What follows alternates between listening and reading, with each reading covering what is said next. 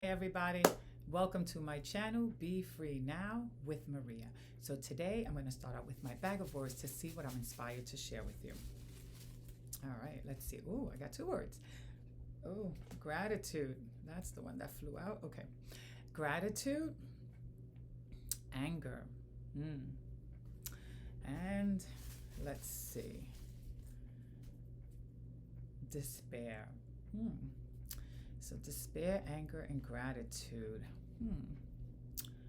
You know, when anger came out, I thought, anger is interesting because it is something that we all experience, right? It's an emotion that we all experience, but a lot of times we don't want that part of us, right? It's like anger. Oh, yuck, I don't want to feel angry. And we try to shift from it, or sometimes we don't because we get caught up in it, right? But generally, it's not an emotion that leaves us feeling good, so we don't want that emotion. The thing is that we can learn a lot from our anger. You know, it is an emotion that can teach us just like any other emotion. You know, we tend to think of good emotion, bad emotion, and yes, there are some emotions that we enjoy more, right, and feel good, and we rather be in those emotions than in the ones that feel heavier. But even the ones that feel heavy can teach us something, right? And our anger can show us, right, that there is something that needs to be adjusted. There's something that needs to be worked out within ourselves. There's something that is not being addressed, and therefore we are having this emotion, right? There is something that is being triggered within us, and then there's this need to express that frustration and to attempt to keep ourselves emotionally safe or even physically safe and so forth. And we express this anger, but it's really coming, you know, from a place where it is like a manifestation of something. In other words, right, there's a reason for it. It's not like, you know, we're bad people because we experienced, right, this emotion.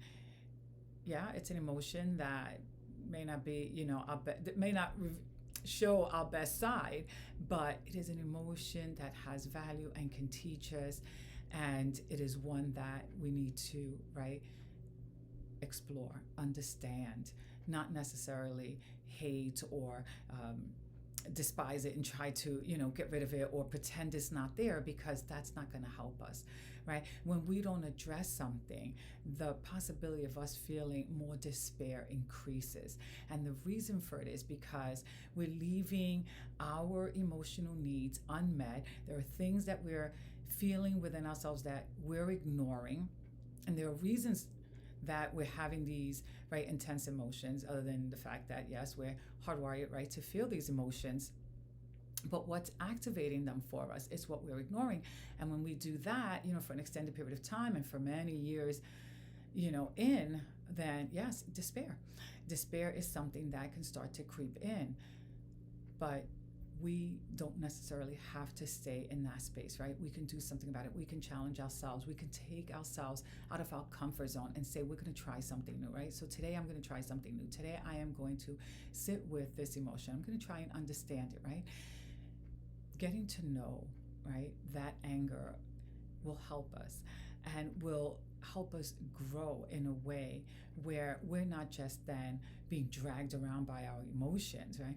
We understand them. If we have a need, then we can address that need as well. But it starts by allowing those emotions to exist and addressing it. And in this case, right, anger, and accepting that it is a human emotion, it's teaching us something, and taking that opportunity to learn from it, as opposed to beating ourselves up, shaming ourselves for it, and then feeling worse and worse. And like I said, right, creating that feeling of despair that is, you know, like a direction that we bring ourselves to, right, that we can create that feeling of despair for ourselves. And we don't want to do that. We want to feel good. In general, as people, we want to feel good. So we want to take a pause.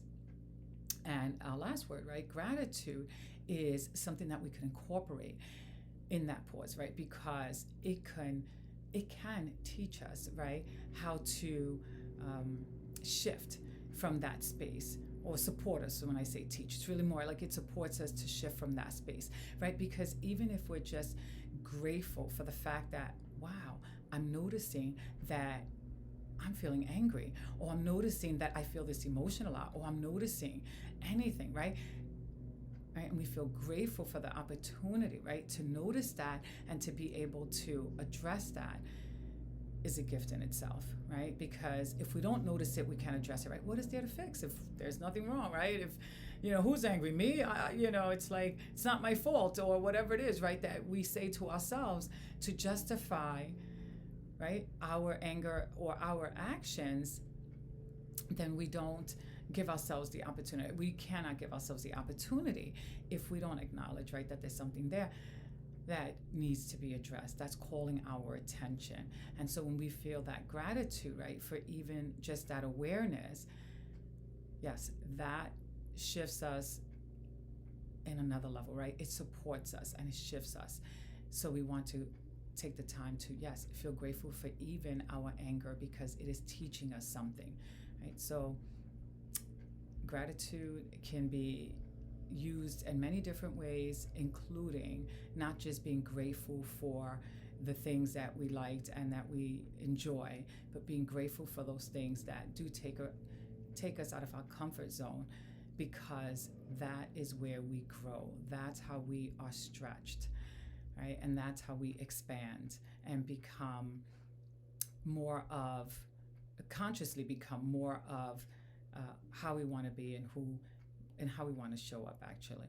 So I'm going to end with that. I hope that helps you and that you have a beautiful day. If it did, please feel free to leave a comment and share with me in which way this video has helped you. Bye for now.